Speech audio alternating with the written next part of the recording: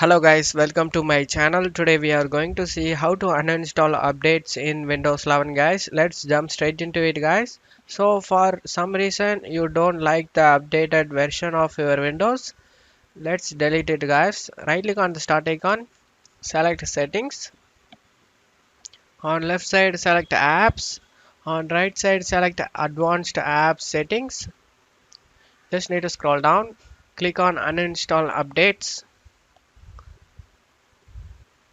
Here are the recently installed updates over here guys. You can uninstall by clicking on it and confirming it. Click on uninstall, and it may request you to restart your PC guys for changes take effect. After uninstalling it, you must need to restart your PC. And that's it for today's video guys. Give me a like and subscribe. Thank you.